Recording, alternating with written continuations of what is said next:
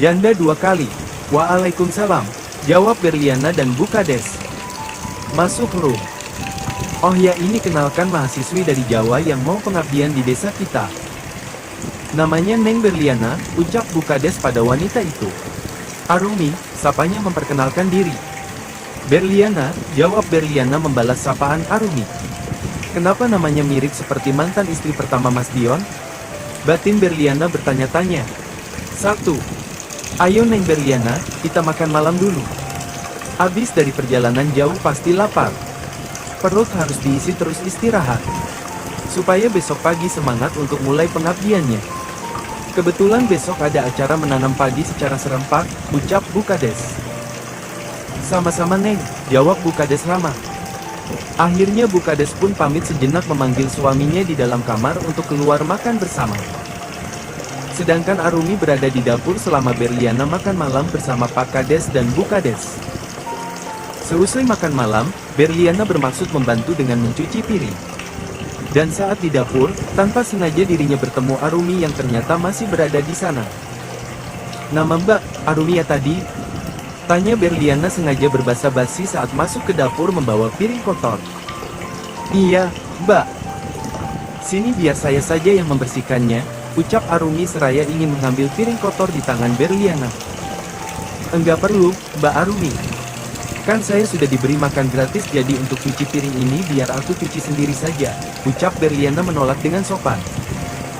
Arumi pun tak banyak membantah. Sambil menunggu Berliana mencuci piring, dirinya juga membersihkan sudut lain di dapur Bukades. Nama Mbak sungguh familiar di telinga saya. Kalau boleh tahu, apa Mbak Arumi sudah menikah atau belum? Tanya Berliana to the point. Sebab ia tipikal wanita yang memiliki insting cukup tajam dan jika ada hal yang membuatnya penasaran, maka pasti berusaha untuk ia cari tahu sampai akarnya. Berliana sangat mirip dengan mendiang kakeknya, Jenderal Polisi Prasetyo Pambudi. Sudah, Mbak. Kenapa? Tanya Arumi. Oh, enggak apa-apa. Saya juga sudah menikah. Mbak Arumi panggil Berliana saja, enggak perlu pakai embel-embel Mbak. Kan Mbak Arumi usianya sepertinya lebih tua daripada saya, jawab Berliana. Enggak apa-apa Mbak. Di sini panggilan Mbak itu untuk saling menghormati juga.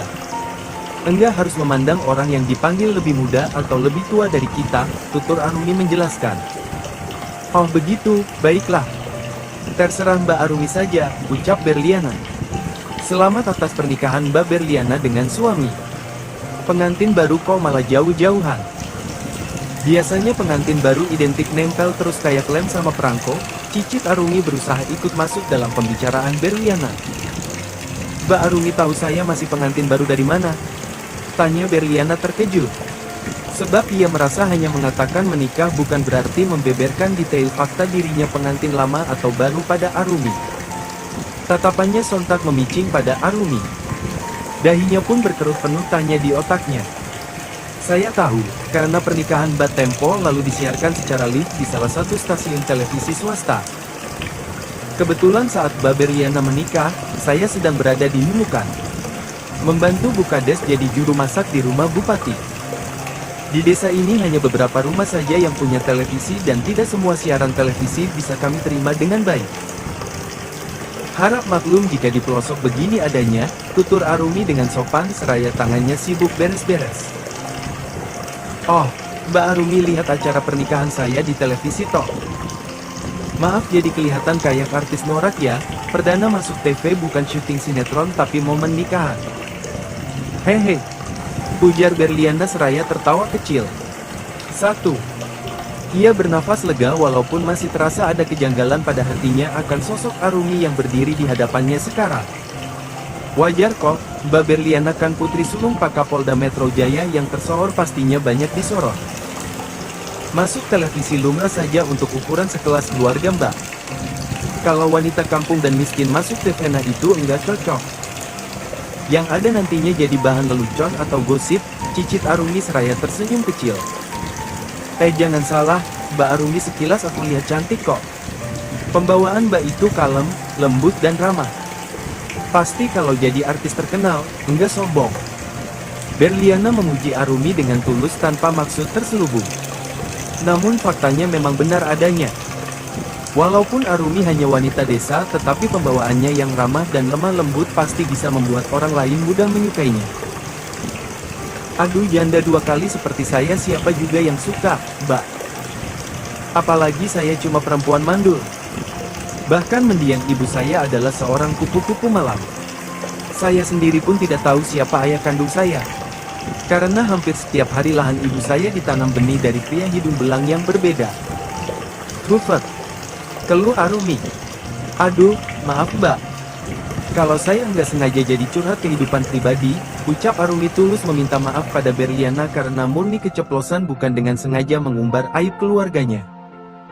Grab. Sebuah pelukan hangat tiba-tiba mendarat pada tubuh Arumi dari Berliana. Saya yakin mendiang ibu Mbak Arumi pasti bangga, Mbak. Karena Mbak wanita yang soleha menutup aurat dan setiap malam pasti Mbak bersujud meminta ampun atas dosa-dosa mendiang ibunya Mbak Arumi. Walaupun Mbak seorang janda, jangan jadikan beban. Yakinlah bahwa suatu hari nanti pasti ada lelaki baik yang berjodoh dengan Mbak Arumi dan mencintaimu. Soal mandul atau tidak, pasrahkan pada Allah. Bukankah tidak ada yang mustahil di dunia ini jika Allah sudah berkehendak, ucap Berliana tulus seraya masih memeluk Arumi. Makasih Mbak Berliana. Memang nggak salah Mas Dion menikahimu. Selain cantik, Mbak juga orang yang sangat baik. Arumi membalasnya dengan memegang tangan Berliana dengan tulus. Dek. Sontak Berliana melepaskan pelukannya saat Arumi menyebut nama suaminya. 1. Mbak Arumi kenal suamiku? Tanya Berliana dengan sorot mata serius. Pengabdian di desa Tapal Batas. Saya garis bawah, ucapan Arumi seketika terpotong. Kalian berdua masih di sini toh? Rum, makasih banyak ya. Kamu pasti capek seharian masak segini banyak. Sudah malam, lebih baik kamu pulang dan istirahat. Pagi-pagi sekali kan kamu harus siapin konsumsi buat warga yang besok membantu irigasi sekaligus acara menanam padi secara massal. Setelah Bu Kades tiba-tiba masuk ke area dapur. Sontak membuat pembicaraan Arumi dan Berliana terputus. Garis bawah ya Bu Kades. Baiklah kalau begitu saya pamit pulang dulu. Permisi Mbak, ucap Arumi seraya berpamitan pada Bu Kades dan Berliana.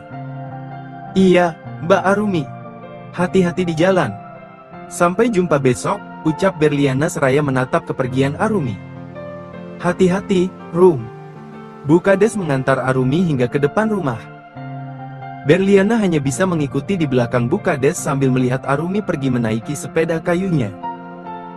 Selepas kepergian Arumi, Bu Kades pun menyuruh Berliana istirahat di rumah sebelah yang memang ia siapkan khusus jika ada tamu. Nah, ini tempat tinggal Neng Berliana. Kalau malam-malam ada keperluan mendesak, ketuk pintu rumah saya. Jangan sungkan. Dan ini kunci rumahnya, Neng Berliana pegang ya. Maaf jika rumahnya seadanya, maklum di desa. Bu Kades menyerahkan kunci rumah pada Berliana. Iya Bu, rumahnya nyaman kok. Udara di sini juga cukup sejuk terkadang hangat. Oh ya ngomong-ngomong rumah Mbak Arumi dari sini jauh atau enggak, Bu? Tanya Berliana. Enggak jauh. Kalau jalan kaki ya sekitar setengah jam. Kalau pakai sepeda kayu 15 menit juga sampai. Ada apa Neng? Tanya Bu Kades. Oh enggak, Bu. Masakan Mbak Arumi enak. Saya jadi ingin belajar memasak sama Mbak Arumi, jawab Berliana terpaksa berbohong. Faktanya ia ingin berbicara empat mata dengan Arumi. Ia yakin Arumi mengenal suaminya. Oh begitu toh. Memang Arumi itu di sini sehari-harinya jadi juru masak baik hajatan dan lain-lain, pokoknya dia jago urusan perdapuran. Kalau enggak ada hajatan ya dia tiap hari jualan gorengan sama kue keliling desa, tutur Bu Kades. Suami Mbak Arumi kemana, Bu? Tanya Berliana sengaja memancing. Dia janda, Neng. Kasihan nasibnya. Sudah larut, sebaiknya Neng Berliana istirahat. Ibu permisi kembali ke rumah ya. Ucap Bu Kades seraya berpamitan. Oh iya, Bu. Selamat malam, ucap Berliana yang dijawab anggukan oleh Bu Kades. Setelah Bu Kades pulang, Berliana mengunci pintu utama tempat tinggal sementaranya di desa Tapal Batas. Tiba-tiba ponselnya berbunyi. Ada sebuah pesan masuk. Senyum ceria seketika terpancar di wajah Ayunya saat melihat ponselnya. Ternyata ada pesan singkat dari suaminya. My husband, sudah sampai. Jangan lupa istirahat. Miss you. Akhirnya pesan itu pun baru dibalas oleh Berliana saat akan memejamkan mata di peraduan. Berliana, alhamdulillah sudah sampai. Selamat tidur suamiku. Jangan lupa mimpikan aku. Miss you too. Muaj. Sepasang suami istri yang tengah berjauhan itu pun saling tersipu malu membaca pesan cinta sebelum tidur. Tanpa keduanya sadari saat berjauhan, justru benih-benih cinta mereka semakin tumbuh subur seiring semangat untuk sembuh yang dilakukan Dion di Pondok Pak Kiai. Walaupun terkadang dirinya harus menangis dan menahan sakit dengan terapi yang ia jalani, tetapi ia melakukan itu semua demi Berliana dan juga mendiang ibunya. Saat di Pondok Pak Kiai, Dion sering bertemu mendiang ibunya dalam mimpi. Titin menangis melihat dirinya yang jauh berbeda saat masih kecil. Bahkan ibunya itu seumur hidup tak pernah memarahinya. Akan tetapi justru dalam mimpinya itu ia dimarahi habis-habisan oleh Titin. Bahkan berhari-hari didiamkan oleh ibunya. Dion menangis terseduh-seduh dalam tidurnya. Sehingga saat bangun, ia ingin menghapus semua kenangan buruk itu. Ia ingin ibunya kembali tersenyum padanya. Walaupun hanya dalam mimpi. Usaha yang dilakukan Dion tak mudah, karena bayangan hitam selalu menghantuinya dengan dendam tak kasat mata. Akan tetapi berkat cinta dan doa dari Berliana untuknya, ia mampu bangkit secara perlahan walaupun harus terlatih-tatih meraihnya. Keesokan paginya, Berliana segera berangkat menuju sawah tempat dimulai pengabdiannya di desa Tapal Batas. Jumlah warga di desa terpencil ini tak begitu banyak. Berliana pun antusias menanam padi sesuai arahan Pak Kades dan Bu Kades serta warga lainnya yang ikut membimbingnya. Fiu. Akhirnya selesai juga. Wah, padi saya kenapa tidak rapi begini? Enggak seperti punya Bu Kades dan warga lainnya, hufak. Keluh Berliana saat menatap jejeran padi yang ia tanam berhasil tetapi masih kurang rapi. Ya wajar, kan Neng Berliana masih pemula. Bukan petani asli yang biasa menanam padi. Cukup bagus kok Neng, buat seorang pemula. Bu Kades tetap memuji hasil kerja Berliana seraya tersenyum. Tiba-tiba obrolan keduanya tersela oleh warga lainnya yang mendatangi Bu Kades. Permisi, Bu. Di saluran irigasi sebelah sana ternyata ada sedikit masalah, ucap salah seorang warga desa pada Bu Kades. Oh, begitu. Baik, saya akan segera tinjau sama Pak Kades ke sana. Saya panggil Bapak terlebih dahulu. Nanti kami menyusul ke sana, ucap Bu Kades pada warga tersebut. Baik, Bu. Permisi dulu, ucapnya seraya berpamitan yang diangguki oleh Bu Kades. Neng Berliana istirahat saja di saung. Itu sudah ada Arumi barusan datang bawa makan siang. Saya sama Pak Kades mau meninjau area lain sebentar. Nanti, kami segera kembali ke sini lagi. Bu Kades memberi titah pada Berliana seraya menunjuk saung di mana Arumi sudah ada di sana. Saya ikut Bu Kades saja buat membantu di sana, ucap Berliana seraya menawarkan bantuan. Enggak perlu, Neng. Lebih baik Neng menunggu di saung sama Arumi. Kasihan Arumi sendirian enggak ada yang bantuin di sini. Pinta Bu Kades. Oh begitu. Baiklah saya akan di sini bantu Mbak Arumi di saung, jawab Berliana. Selepas kepergian Bu Kades, Berliana berjalan perlahan menuju saung di mana Arumi tengah sibuk menata makan siang untuk para warga yang telah kerja bakti di sawah dan juga ladang desa. Wah, masakan Mbak Arumi baunya harum. Tercium di bawah sana bikin perut saya keroncongan jadinya. Hehe. Ujar Berliana menyapa hangat Arumi di saung. Mari Mbak, silahkan makan siang. Maaf kalau isinya cuma masakan kampung sederhana, cicit Arumi. Masakan kampungnya mewah kok, ucap Berliana seraya tersenyum sambil mengambil piring dan menyendokkan nasi, sayur dan lauk pauk ke atas piringnya. Mewah apanya, Mbak? Ada-ada saja Mbak Berliana ini, cicit Arumi seraya tersenyum tipis. Mewah alias mepet sawah. Hehe. Kelakar Berliana seraya tertawa kecil. Wah, Mbak Berliana ini ternyata bakat melucu juga toh. Pantas saja wajahnya awet muda terus makin cantik jiwa raga, ucap Arumi memuji dengan tulus seraya tersenyum kecil. Berliana pun dengan lahap menyantap makan siang hasil masakan Arumi di saung bersama beberapa warga. Tak berselang lama semua isi di atas piringnya tadi tandas tak bersisa. Berliana pun membantu Arumi membereskan piring kotor milik beberapa warga yang usai bersantap siang di saung. Lalu menyapu dan membersihkan sudut-sudut saung agar terlihat rapi dan bersih.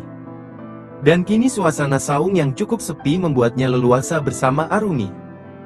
Beberapa warga yang usai makan siang, ada yang kembali ke rumah dan sebagian ada yang membantu di saluran irigasi lahan lainnya. "Apa boleh aku bicara empat mata sama Mbak Arumi?" tanya Berliana to the point seraya menatap Arumi dengan sorot mata serius. Mengambil langkah 1000. "Halo, Om. Sekarang Om lagi di mana?" tanya Berliana dengan nada terburu-buru di sambungan telepon. Setelah mencoba menghubungi hampir 10 kali, akhirnya berhasil tersambung juga. Dikarenakan kondisi sinyal di desa Tapal Batas sedang tidak stabil. Alhasil dirinya harus berulang kali mendialnya hingga tersambung. "Lagi di Bali. Memangnya kenapa, Ber?" tanya Bayu cukup heran. Sebab jarang-jarang putri sulung Arjuna ini menghubungi dirinya. Biasanya yang sering menghubunginya yakni Binar, kembaran Berliana. Sebab Binar satu jurusan dengan putranya di UGM. Walaupun berbeda semester. Sebab usia Binar lebih tua 2 tahun dari putranya. "Di Bali sama Tante Ayu atau pergi dinas Om?" tanya Berliana. "Iya sama tantemu. Ini lagi belanja di pusat oleh-oleh menemani Ibu Negara Ndoro Ayu." "Kamu mau minta oleh-oleh apa?" tanya Bayu. "Om kapan pulang?" tanya Berliana tak menggubris pertanyaan Bayu padanya seraya tangannya sedang sibuk memasukkan baju-bajunya yang sudah ia tata di dalam lemari kemarin. Lantas saat ini ia masukkan kembali semua barangnya ke dalam koper. Ponselnya sengaja ia loudspeaker agar dirinya bebas melakukan packing dadakan karena sesuatu hal yang sangat penting. "Lusa, memangnya ada apa?" tanya Bayu semakin curiga. "Sekarang juga aku terbang ke Bali. Setibanya di sana, nanti aku ingin bertemu berdua saja dengan Om tanpa Tante. Jangan banyak bertanya dulu. Nanti aku jelaskan sewaktu kita bertemu. Dan tolong jangan beritahu Papa dan Mama atau siapapun mengenai pertemuan rahasia kita," pinta Berliana. "Wow, sepertinya keren nih. Kayak sedang main film action detektif-detektifan. Pakai main rahasia segala. Om jadi semakin penasaran nih. Lama juga enggak main petak umpet model begini," kelakar Bayu. "Aku serius, Om. Please," pinta Berliana dengan sangat memohon. "Iya Om tahu kamu serius. Sebab di antara semua anak Arjuna, cuma kamu yang jarang bercanda. Sekarang kamu di mana?" tanya Bayu serius. "Aku lagi di Kalimantan, Om. Ini aku baru saja pesan tiket ke Bali. Nanti malam aku baru tiba di Denpasar. Besok jam 6 pagi temui aku di Hotel Kuta Paradiso. Aku menginap di sana. Karena hotel itu enggak jauh dari Bandara Ngurah Rai. Aku enggak bisa lama-lama di Bali. Setelah bertemu Om, aku harus pergi ke tempat lain." "Apa Om mengerti?" tanya Berliana. "Siap 86. Om mengerti. Kebetulan hotel Om juga tidak jauh dari sana. Semoga besok pagi jam segitu tantemu masih terbang di alam mimpi," ucap Bayu. "Bye, Om." "Makasih banyak," ucap Berliana seraya berpamitan. Sebab ia tengah diburu waktu untuk segera pergi ke bandara terdekat agar tidak ketinggalan pesawat. Dikarenakan ia harus transit di beberapa kota dahulu sebelum tiba di Denpasar. Bip. Sambungan telepon keduanya pun terputus menyisakan sejuta tanya di benak Bayu. Ada apa gerangan putri sulung Arjuna itu menemuinya dengan kesan mendadak dan terburu-buru namun terlihat sangat penting. Akhirnya ia harus menahan rasa penasarannya hingga besok bertemu Berliana sesuai kesepakatan mereka. "Abis teleponan sama siapa, yah?" tanya Ayu yang tiba-tiba sudah berada di dekatnya dengan tatapan horor. "Sudah selesai belanjanya sayang?" tanya Bayu tanpa menjawab pertanyaan Ayu, istrinya. "Jangan mengalihkan pembicaraan. Barusan teleponan sama siapa?" tanya Ayu kembali. "Sama satuan di sini." Mau ajak aku nongkrong di Legian nanti malam tapi aku tolak. Soalnya kan nanti malam kita sudah ada jadwal begadang sampai pagi di kasur, ucap Bayu seraya berbisik di bagian akhir kalimatnya di telinga Ayu. Blus. Seketika pipi Ayu merona merah membara seperti tomat segar. Setelah mendengar untaian kalimat mesra dari suaminya. Ah, ayah kenapa bahas itu siang hari begini? Mana kita masih di luar pula? Jadwal belanja dan main ke pantai belum. Bahas kasur kan jadi pengin, cicit Ayu tersipu malu setelah mendengar alasan yang disampaikan suaminya.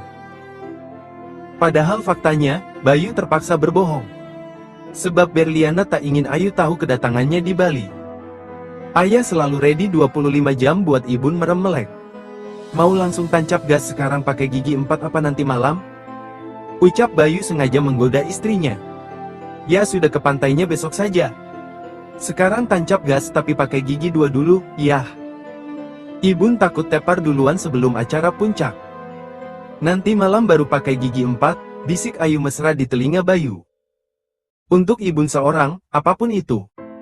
Ayah selalu siap 69. Nanti mau pakai gaya apa? Tanya Bayu seraya berjalan ke arah parkiran mobil sambil menenteng belanjaan sang istri yang seabrek. Gaya kepiting kepedesan saja, yah. Kayaknya seru, jawab Ayu seraya cekikikan. Oke Ibun sayangku, ucap Bayu seraya tersenyum bahagia sebab hari ini dirinya akan mengarungi indahnya perayaan cinta bersama istri tercinta dalam rangka bulan madu yang kesekian kalinya. Walaupun usia sudah setengah abad lebih tetapi soal urusan merayakan cinta yang melenakan di atas peraduan, tetap sebagai agenda terdepan. Sedangkan di sisi lain, Berliana terpaksa berpamitan pada Pak Kades dan Bu Kades dengan sedikit tergesa-gesa. Ia beralasan ada keluarganya yang tengah sakit dan harus segera pulang. Untuk tugas kuliah pengabdian di desa Tapal Batas dengan terpaksa ia tunda dahulu. Dirinya sudah menghubungi pihak kampus dan melakukan penundaan jadwal ketnya. Bahkan ia mengajukan cuti 1 semester dengan alasan program kehamilan. Pihak kampus pun yang sudah sangat mengenal Berliana dan keluarga besarnya, tanpa banyak bertanya lebih lanjut langsung menyetujui permohonan tersebut. Pak Kades dan Bu Kades cukup terkejut mendengar hal ini dari Berliana. Akan tetapi keduanya sangat memahami kondisi Berliana. Tentu saja keluarga lebih penting di atas segalanya. Akhirnya Berliana pamit pada Pak Kades, Bu Kades dan Arumi. Sebelum pergi, dirinya sempat memeluk Arumi dengan sayang. Terima kasih banyak, Mbak. Semoga Mbak Arumi sehat selalu dan berbahagia, bisik Berliana saat memeluk Arumi sebagai tanda perpisahan. Semoga kamu dan Mas Dewa bahagia selalu. Aku doakan segera dapat momongan agar cinta kalian semakin erat bersatu untuk selamanya, ucap Arumi dengan berbisik di telinga Berliana. Pasti pecinta karya, Bening, masih ingatkan dengan Bayu dan Ayu.